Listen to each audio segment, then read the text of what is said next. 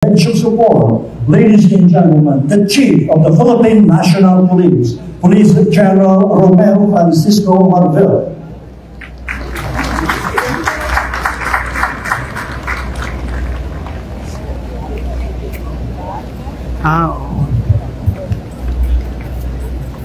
Magandang umaga po sa inyo lahat. Sasabihin ko, NCR, bida ka na.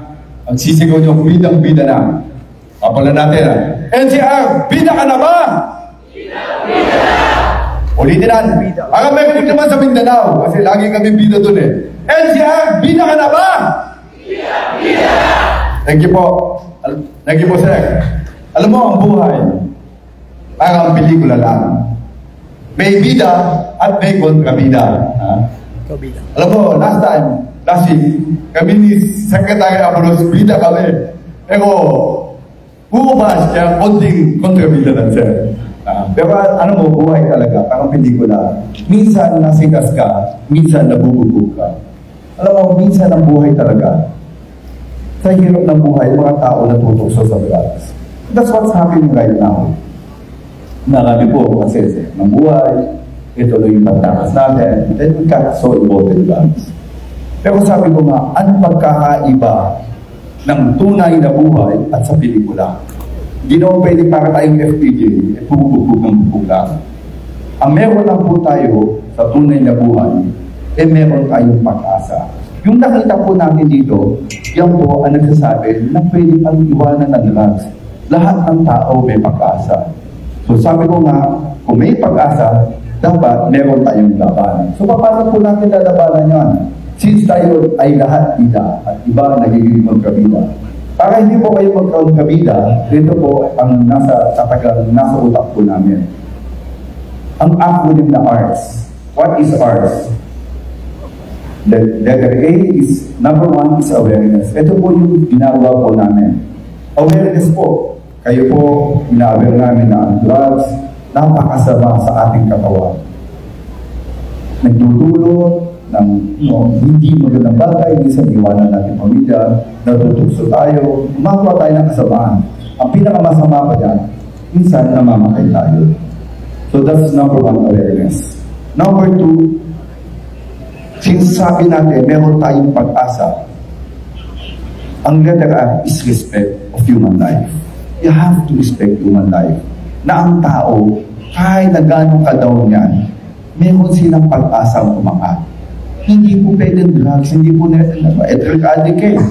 Wala ka na, hindi po. Dahil dito sa Bagong Pilipinas, ang pangako po ng ating Pangulo at ng ating SLD at kasama po natin mga mayors, regional directors, mga barangay, mga lahat po tayo, dito po, lahat tayo may pag-asa. May pag-asa po tayo na babangon, na ito papakita natin dito sa Bagong Pilipinas, tayo po may pag-asa. Letter T, hindi lang po kaya ni SALG yan, hindi lang po kaya ng mga mayors natin, hindi lang kaya po ng mga pulis natin, nandito po yung mga regional directors natin, dito po yung mga pulis natin, hindi nyo pa kaya ng barangay yan. Hindi po tayo pwede mag-isa-isa. Ang letter T po is always a teamwork. We have to work together. Sabi nga ng ating mahal na SILD is always a holistic approach. Whole nation approach. Hindi tayo magkaisa to kasi laban na to, laban po ng bayan natin. Laban po ng bayan natin para maitulak natin yung tamang daan ng ating mga kabataan. At tayo rin, minsan nalululong sa drugs. Ito po yung tamang daan. Buhay, ingatan, droga, ayawan.